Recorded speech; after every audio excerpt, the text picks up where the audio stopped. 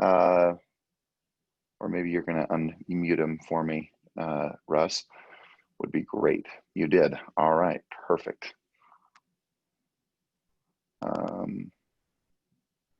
Just 1 second here, guys. There we go. There he is. The man, the myth, the legend, Dan Moench. How are you, brother? I'm doing well. How are you this morning? Hey, I'm doing great. Thanks for being with us, man. We're excited to have you on board, and we're excited. You're having a banner year. I was even looking at your numbers this morning before I jumped on, and I was like, man, he is killing it. Good job, by the way. Congratulations on having an incredible year going for yourself. Thank you. Appreciate that. Yeah. So hey, so let's just start into it. So here's the deal. I don't know a ton about you, and I know this group doesn't know a ton about you. Just as a reminder, you've got people from both Utah and California. By the way, I've actually wanted to say this, and I keep forgetting. It's probably the layover of the concussion that I had. But I don't know if you guys know this, Dan, but my father, my birth father, who I have only known now since last July, or I say last July of 2019.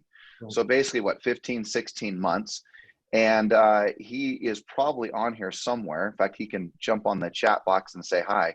But his name is Bob Turney, and he actually just renewed his license way back in the day. And those of you who know, I was adopted when I was 3 days old. And it has been just this most sweet experience and just incredible time. But But Bob is actually selling real estate now for one of our dear friends in Northern California in Placerville or Pleasant Valley. And he's working with Century 21 Select up there with our good friend Dan Jacuzzi. And it has been really cool. In fact, many, many years ago, he had his license with Century 21 Napa when he lived in the Bay Area. So it's the obvious is that it's in my blood, man. My birth father has been in real estate essentially his whole life. And he just renewed his license, got his license again, and is back selling some real estate. So I know I'm very grateful for Rick Bentley and Ruby Batia, who has spent a lot of time with him, role playing with him. And so great to have you with us, Dad, and Bob Turney, if you see him on there. So he's on a lot of different stuff. So anyway, with that short intro, Dan, tell us just a little bit about yourself. Tell us a little bit of your history. How long have you been in the business? How have you started within the business, and give us some background. Sure. Yeah. So I've been a licensed agent almost 3 years now. My start in real estate was actually right after college. I had graduated, and I woke up to a knock at my window at about 11 a.m. So that tells you what I was doing the day after I graduated. I was sleeping, and a good friend of mine who's in the title business knocked on my window and said, "Hey, do you want a job in real estate?" I said, "I need a job." And he said, "Well, okay, get dressed, meet us at Chili's in an hour." And that kind of started my early journey. I was an escrow officer for about 3 years. I liked it okay, but I didn't have enough experience to kind of know what was what in life, really. So I had a very traditional route. I went to college. I got a business degree. I got some jobs. I kind of experimented with some things. Looking back now, I really look at it as I was kind of that typical person that just sort of kind of followed what you were supposed to do and did a mediocre job at it, and was just basically waiting for some kind of success to find me, right? Some kind of just, whop me over the head with some great opportunity and all of a sudden I'd be successful. But, it never really happened. I had a couple different jobs. I started, a few small businesses, had like some decent success, but nothing that you would really, call a huge success. When I got married, I went back to school and got an MBA, and I thought, well, that'll be the secret. I'll get one more piece of paper, and then all of a sudden every door will unlock. And I got a better job, and it was okay. And I did that for about 7 or 8 years. It was sales and marketing, and just really. How old are you right now, Dan? Right now, I just turned 41. Okay. Yeah. So about 10 years ago, I got my MBA, and I sort of did that thing for 7 or 8 years, and I was just in a job that just didn't fulfill me.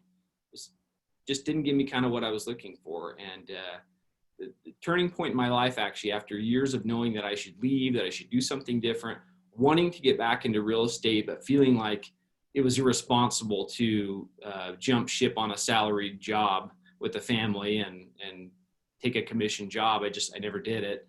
And how many kids do you have? Just me and my wife, actually. Yeah. Okay. All right. Uh, finally the turning point in my life was getting fired from my job. Um, and, and, and then looking for Sounded another. like a good thing. It was. I mean, I was excited to leave. Actually, it was a load off my shoulders. But and I'd love to say that after that, I picked up the phone and I went to work, but I didn't. I 8 months I spent looking for a job, thinking that this, my background or my resume, which really was not that impressive, would lead me again to success somehow and just kind of pave a path for me. Didn't work out, and finally, near the end of the year in 2017, I called David Parker, who I knew through a good friend. And my friend had always talked about how successful this guy was, and I okay, I don't see his name on any billboards, I don't hear him on the radio, I don't see any Right. television ads with his face, but I called him up and I just said, hey, I've been wanting to get back into real estate, this time as an agent, for years. And the question I asked him, I said, I don't want to be the guy that used to be in real estate. And so how do I do this and do it successfully? And that was really the jumping off point for me. That's great. That's great. Okay. So did you start with Dave on his team? Yeah. He said, well, you'll call me when you finish your license. And I did. And I started, I think, right at the first of the year in 2018 in January. I started right with his team. So talk about, how have you found your success working within a team? Because, right, there's always that battle for an agent who works within a team, not within a team, wants to be on a team, wants to do their own thing.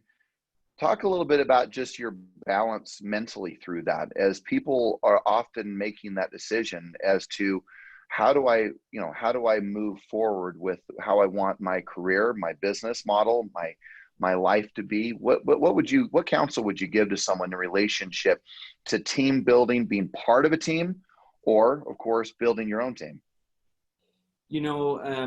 I wrestled with that a little as well.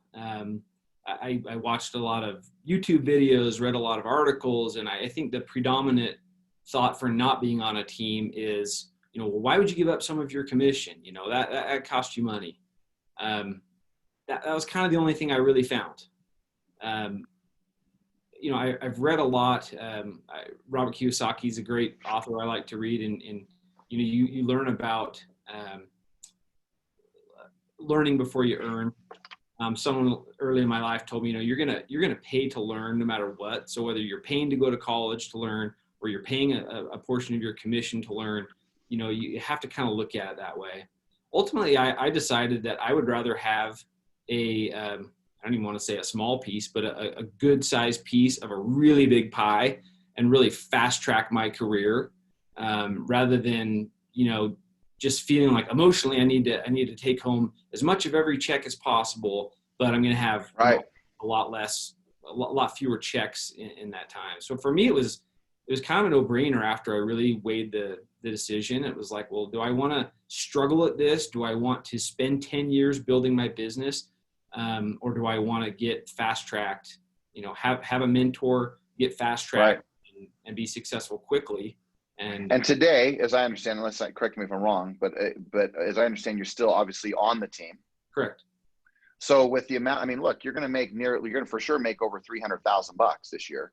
Right. So here you are, $300,000 a year, and you're on a team.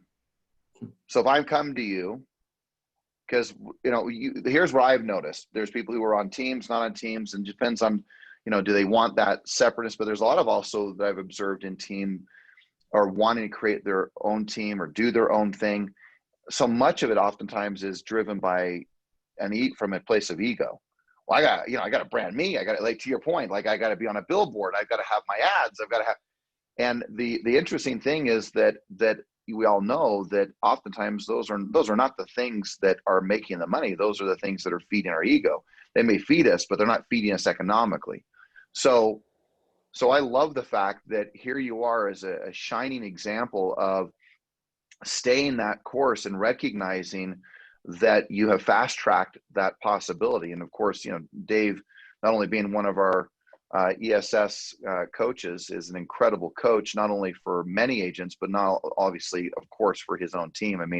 he has really dialed that in to where he's able to help people fast track, which I've really appreciated in my friendship with him for, I think we were adding it up. I think it's nearly coming up on 15 years.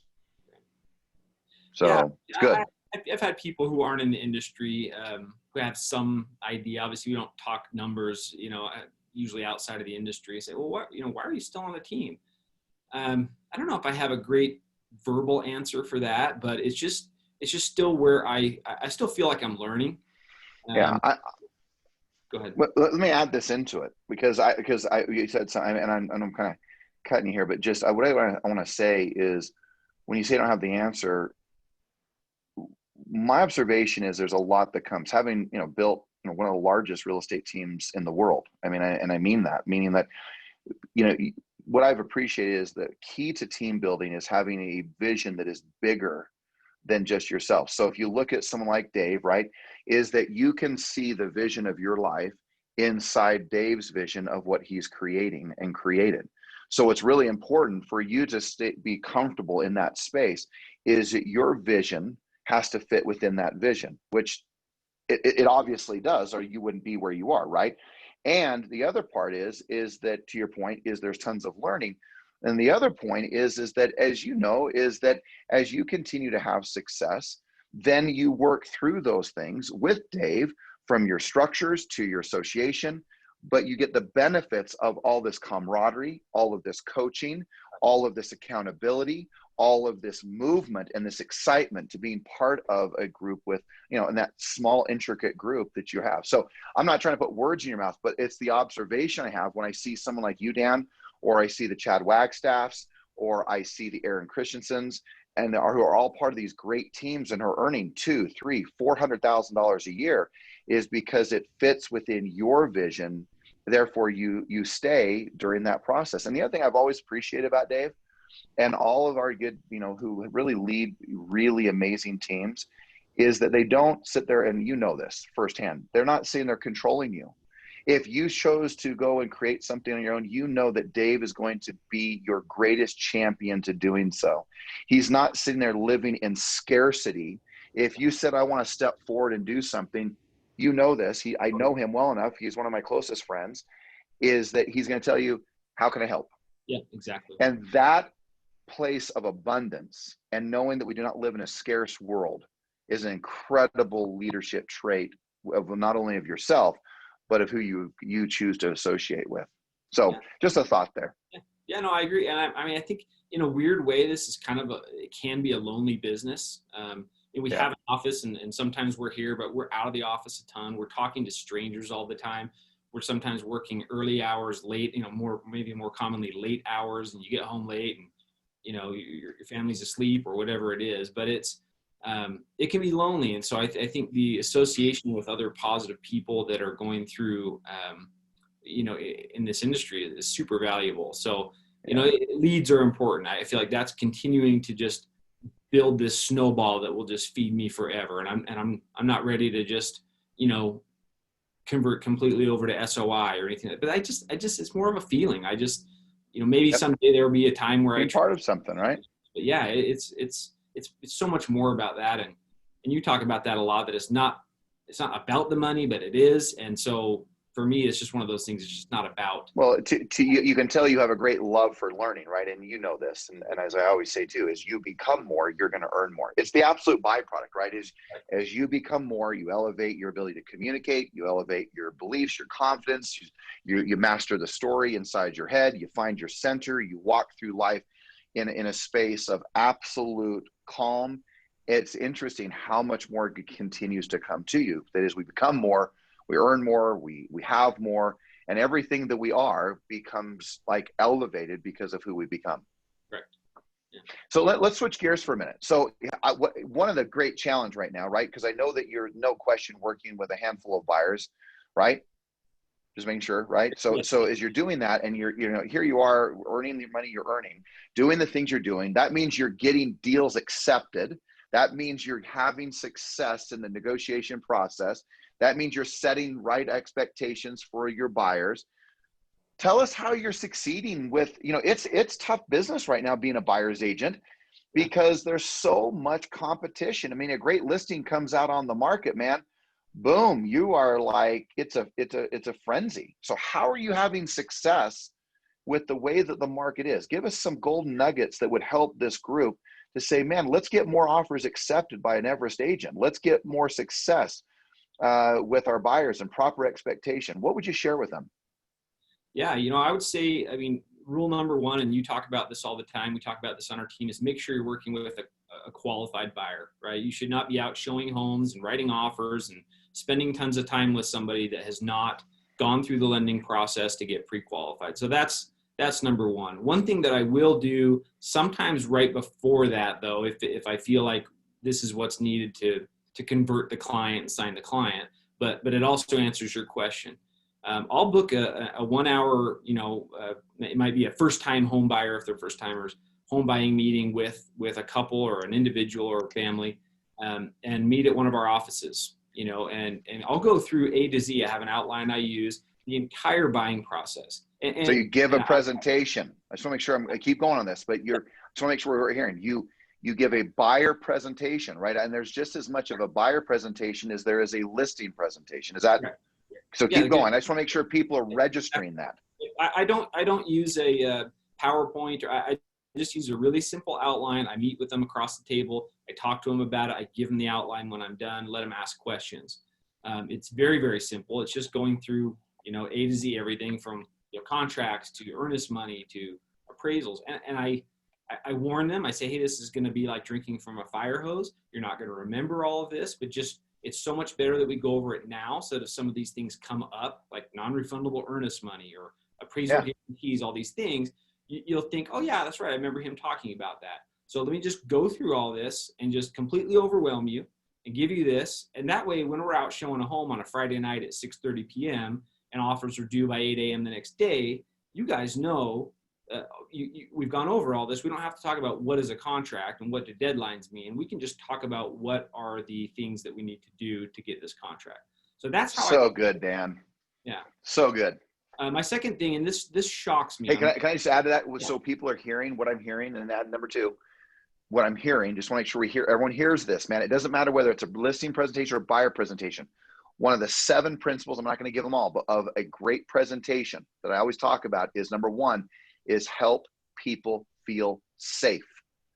And there is no question that if you're explaining how earnest money works, the frenzy in the market, how an offer is going to be presented, the things that they might push back on, how you're going to apply closing costs, and you start making sure they know all that, and then you go out, all they're this high level anxiety, and you just brought it down to whoom, to where now you go show the home, and it's like, hey, I remember he talked about that, and they feel safe. And remember, those who they feel safe with, if they feel comfortable, they allow you to lead them.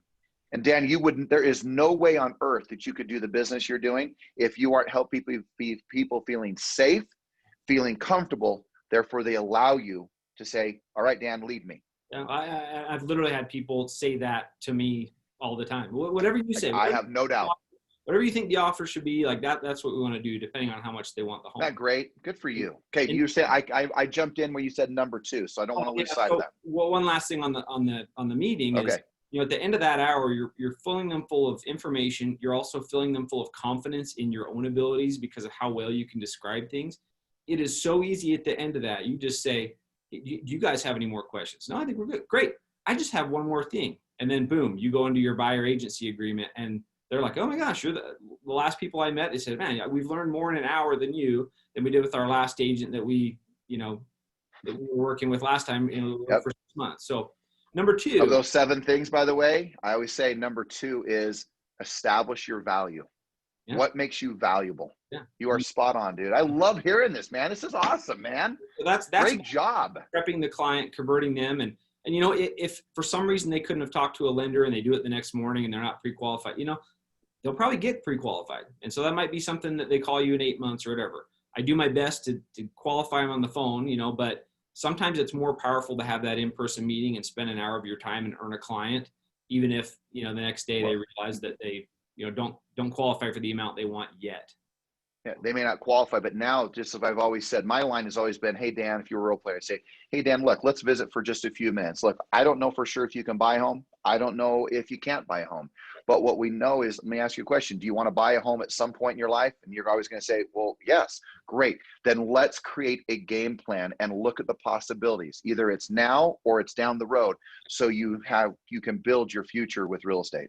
And most often when you have a monster like $60,000 a month, it's not people that you picked up on the first of the month that you closed that month. It's some of that. It's some people from last month. It's people from 3 months ago, and it's people from a year ago that are finally qualified. It all comes together in stacks for a month. So before I forget, so number two, my biggest thing, and this is a shock to me that we're not all doing this. So I see it on my listings as well. Always call a listing agent before you put in an offer. Always. And if you can do it in front of your clients, if you're not, in front of other agents showing or whatever, but if you're done and you're out on the curb and they're like, we love the home and there's no one else, and you call that agent in front of them on speakerphone and you let them listen to that conversation, again, incredibly powerful. Talk to them about what their clients want. What kind of timeline do you need? Well, how would it be if we closed in 3 weeks with my preferred lender, and then we gave you 2 weeks in the home, without paying any rent, so your clients have time to find their next place or move into their apartment. I mean, these are all things that my client already knows are possible because we've had that initial meeting. So they're not thinking, well, we don't want to do that. We've already covered that. We've already covered, the different aspects of non-refundable earnest money and when that can take place. And you'd be shocked. I mean, I've had listing agents on the phone literally call me and, call me back after we've talked and say, you know what, we've got multiple offers. Listen, I don't want your client to overspend. If you just, I had a great conversation with you. If you'll just send me a price, asking price offer, I'll just tell my client to accept it. I mean, you would be shocked the things listing agents will say if you'll just get them on the phone. So I would say don't ever, ever, ever just write up an offer that you hope is good and toss it in an inbox and wait for a phone call. You'll show 10 times as many homes and submit that many offers before you get something under contract. So I would say I'm ballparking, maybe 80% of my offers probably get accepted, and that is incredible, dude. And there isn't a home on the market that doesn't have multiple offers right now. Right. So what I qualify, but as far as structuring your offer, now if your client can't go up to 300 or whatever, then that is what it is. But you should be able to pull out pretty much every stop. So Dan, to your point, so what I'm hearing, I'm just shrinking it all down, and is that what I'm hearing is that number one is that in the key to great negotiations is 2 points that I've always talked about. Number one is you clearly know what your clients want and what they're willing to accept. Meaning, like you said, there's no surprise when I talk to the other agent about what I'm talking about. I can put them on speakerphone. In fact, and again, you probably just in doing that elevate the safety of your own client because they know there's no behind the game scenes going on.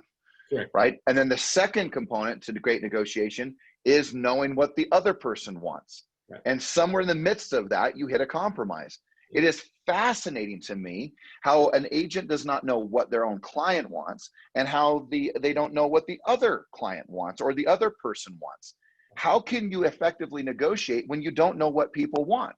Right. So I love the fact that you're doing that, man. That is fantastic. Love it. I'd say 2% of your buyer clients might tell you what they want to offer. It's usually people who think they have a handle on the market or they, whatever. And that's okay.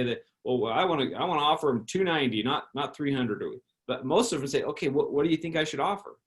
Well, they don't know. And that goes to the level of trust that they have and the leadership that they're looking to you from, or looking to you to have. And what I'll tell them often is in that initial meeting, and as we talk about those things after, deadlines, earnest money, possession, all those different types of things, I'll say, listen, I'm not ever going to tell you guys have to do these things because some of them are very aggressive and risky, but I at least want you to know about them. The worst thing that could happen is we lose out on a deal and then you're like, well, geez, I didn't know we could have done this. Like I would have done that. So I'm going to tell you all the tools that we can use. If you want it, I will give you my advice on what I would do if I was buying the home and I wanted to get it. And then you guys can decide the level of risk you want to have. And so all the time my clients say, well, we really love it. What do you think we should do? And I'll say, listen, hopefully you heard what the agent said, or here's what they said. I think to get it, you're going to have to do this, this, this, and this. It's a little risky, but you tell me what you want to do.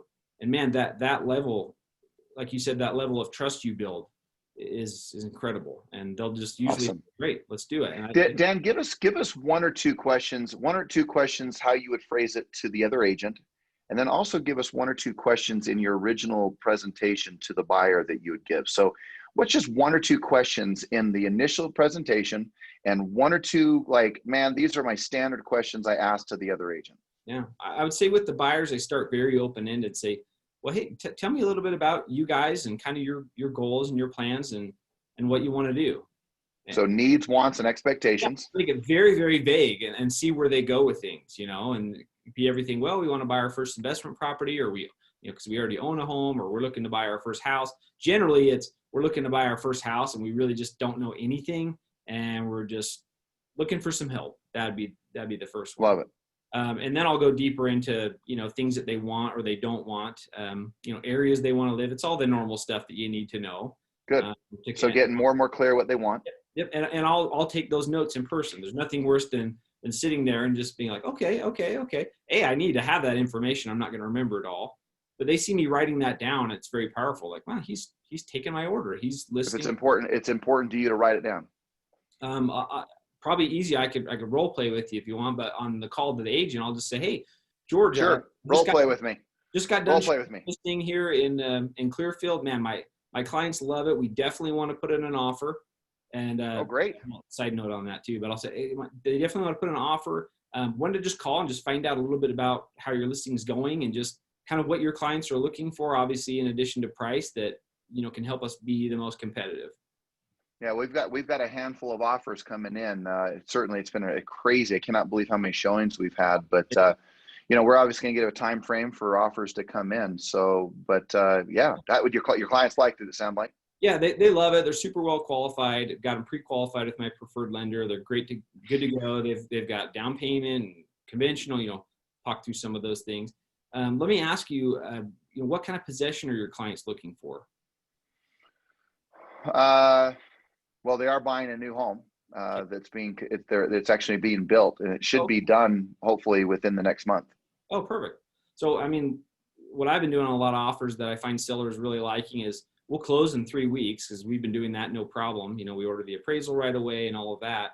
And then we could give you some amount of time in possession, rent-free, after. I've already talked to my clients about that. They're living with family. They're not in a huge rush other than being excited to move in. What if we did something like a 3-week close with 2 or 3 more weeks after closing for your clients to move out? How would they like that? Well, that would be huge. Boy, awesome. That would be, they'd love that. Great. So, if I send something, I'll send you a competitive offer, with those timelines and some of the things we've talked about. What do you think? Do you think we could get that signed tonight? Well, there's other offers coming in, so I've got to obviously review those other offers. Sure. Yeah. Do you guys know? So the answer is we'll respond tonight. That's the plan. Oh, okay. Great. So you're responding tonight. Okay. Yes. Awesome. Great. Okay. And then, I'll try. We could do that forever, but I'll try to dig deeper. I'll be really gutsy. Yeah. That's some great. Like, so where are your other offers? Like, where do we need to be to beat your offer? Perfect. Ask those things. Make them be the uncomfortable one that has to say what they should say, which is, well, I can't talk about that, or I can't divulge that, or I don't have permission to share that. Because a lot of times it's awkward for them, and they just vomit it out. Well, our highest one is 310, but it's not very good. It's shocking. It's just shocking what you can get out of it. It is shocking. My question, just what would have to happen for us to be the offer that's accepted, right? Yeah. What is it exactly this needs to look like so that your clients are going to be most comfortable? There. And at that point, they sort of commit themselves. It doesn't drastically change the landscape, but it makes it that much more awkward for them if they have to call you back and say, hey, I don't think we're going to take your offer. Right. Or they call you back and say, hey, we really feel we just need you to do blank. We just need this to happen. Yeah. And then you get the answers to the test or answers to the contract that it needs. Yep. And you need to lead them just like you've led your clients. Obviously, it's a different position of trust and who you work for and who you represent. But awesome. It's amazing. Dan, this is awesome. I hope there is so many gold nuggets of, information that you have shared, and I'm so grateful that you've spent time with us. I want to give you kind of like the final 30 seconds or so as we're going to do some affirmations. We're out of time, but give us your final 1-2, man. What advice would you give to any agent, new or, because today you're experienced, right? So what advice would you give? What would be the one thing you say, man, make sure that you do blank? What is blank? It's not going to be anything new because there are no new answers. It's the same things we talk about in all of our meetings, whether on the company side or a team side. It's working on your skill set and working on your work ethic. We talk about this all the time. If your skill set is terrible, then that's okay. You can work on that and you can improve that. If your work ethic is terrible, then that might almost be a more difficult one to overcome. But it's way more. Get some glare. There you go. It's way more in your control. Like you just have to kind of wake up and decide that you're going to do it and be successful. But the third thing, you talk about those two things a lot, and I think the third thing, looking back 3 years ago, that I wish I would have known a little more, would just be time. Time is the third ingredient to that. It's so easy. I remember my first summit that I went to. Jessica Terry spoke, and I knew she was successful. And it's easy to tell yourself, well, yeah, well, that person's successful. That person's successful. Austin Cales, his incredible story. I mean, of quitting real estate and coming back. Right. You start hearing that and then experiencing it for yourself. You realize, well, it does not happen overnight. It does not happen overnight. I did not make $300,000 my first year. 3 years is still very fast to me, but it's very fast. Years of working hard every single day. I mean, it's not like I worked hard for 3 months and then, all of a sudden it's here. So just give yourself some time. Don't be frustrated. Be patient. Yeah, be patient, but also know it's very, very possible. It's possible for anyone to do this. I'm nothing special. I'm just plugging in. You hear me all the time. I can tell and Dave, there's nothing you can't learn and nothing you can't do in this business, especially if you're willing to persist and you're willing to be patient. And you look, some people's gaps, to your point, their mindsets, their skill sets, their personal disciplines, their communication skills, the gaps are very small. And some of them are this wide and some are as wide as the Grand Canyon, but they can fix it. They can learn what's needed to be learned, and they can do what's needed to be done. And they can have extraordinary success once they buy into that principle and that idea. So I love it, man. Dan, we are so much better because you are here, man. Thanks for the time, the energy, the effort. And I know you don't need to do this. And sometimes it makes people really uncomfortable, but you're a natural, man. Look at you.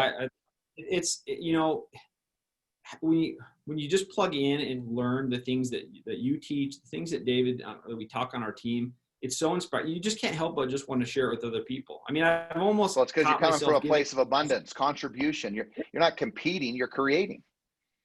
Yeah, I've spent time on agents that submit offers on my listings and they're really bad and they don't get it. And we have a phone call and they call me back. I spend a couple of minutes talking to them. Say, next time, make sure that, none of your check boxes. Good for you, man. I love hearing that. That's awesome. I feel passionate about it. And you don't have to worry about someone eating your lunch because you could spend your whole life training people and 80% of the people won't do what you say and what you suggest. I'm sure you know that and see that sometimes. And unless you stop growing, then you can have this idea of scarcity. And I've got the secret ingredient, but what you realize, this business is about working from the inside out.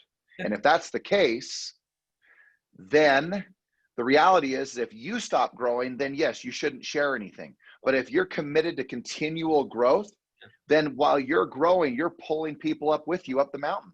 And that's really you're going together. And then when you get to the top, instead of being all alone, you got everybody around you. And that is a beautiful space to be in. It's great. All right, brother. Thank you so much, Dan. Have an incredible rest of the week. Thank you for your contribution. Thank you for the difference you're making. And not only obviously to the company, but just love what I'm hearing, what you're doing out to the rest of the real estate community, man.